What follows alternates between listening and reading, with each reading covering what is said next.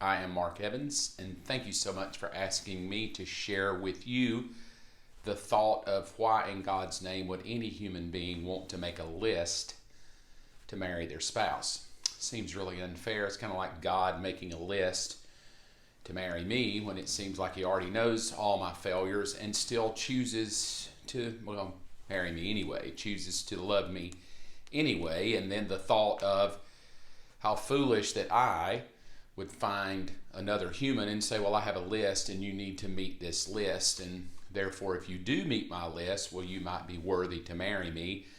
Assuming that we think that they will continue to do that list, like they'll never mess up. So, hey, do the 5 things on my list, but if you don't do the 5 things, well, I'll divorce you or move on, or you'll never be worthy to come to the altar and marry me because you didn't meet my list. So that's what we're going to talk about over the next month. I'm just kidding. Well, let me just give you my personal story of, does a list really work, and is it fair, and would Jesus treat us that way, and is that fair? So here's my take on that.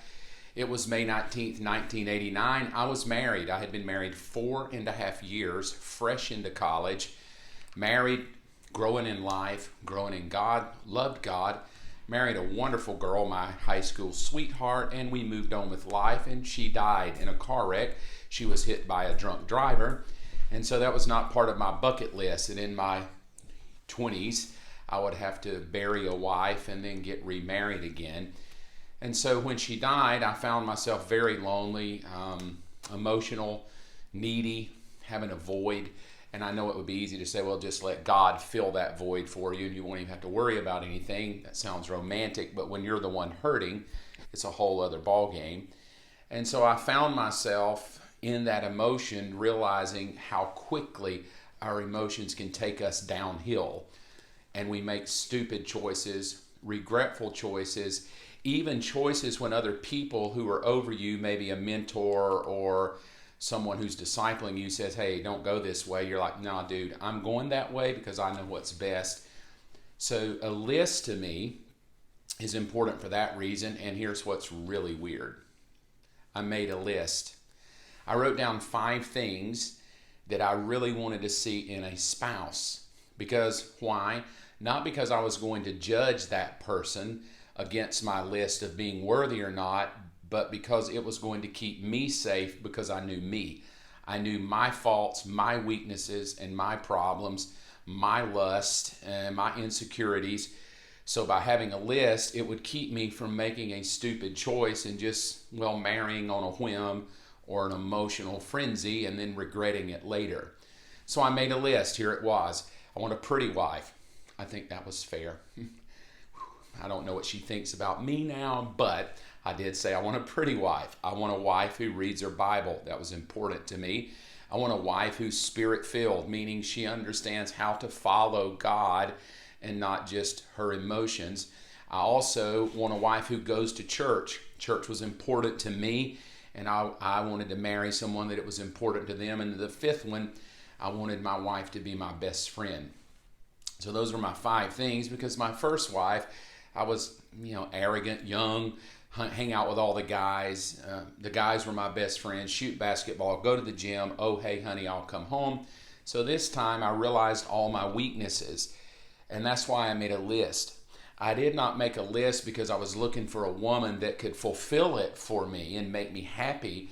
I made a list because I didn't want to fail me or God and do something stupid.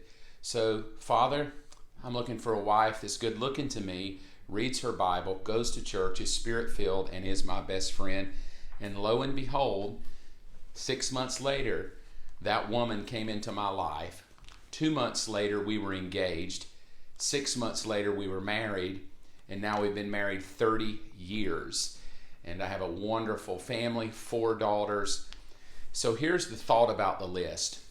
Yes, if you make a list to judge people, to make them hold that standard to that list, maybe it does seem unfair. But if you make that list to protect you, because you know you can be stupid and you can be regretful and you can do things on your emotions, then I think it's fair not to judge the other person, but to keep you safe. And you know what? It did keep me safe, because before I met my present wife, Robin, who I've been married 30 years, it was kind of interesting. Another girl named Tanya came into my life, and she really, really, really wanted to go out. And I thought, hey, she's pretty, she's fun, she loves Jesus, she's exciting. She was in church, and well, the reality was I looked at my list and thought, yeah, but she's not my best friend. And so I just kind of pushed that to the side and thought, no, I'm going to stay with my list because this is what I wanted. And here's the crazy part. When I met Robin, we didn't even like each other at first. We were not emotionally attracted or sexually attracted to one another. We simply started going to church and working together in a ministry, became best friends. We ran together, went to the gym together, went to the mall together, ate together before we even had a kiss or holding hands or a thought to get married. And I remember walking down the mall and I looked over at my best friend Robin, and I had this weird feeling like, I love her. I love my best friend. I don't want to do that. And then I remembered, wait a minute, that's exactly what I asked God to do. And it kept me safe. We've been happily married for 30 years. That's my thought on it. Thank you so much for asking me at least an opinion. I gave it to you. I hope it helps you. Bless you, and I love you.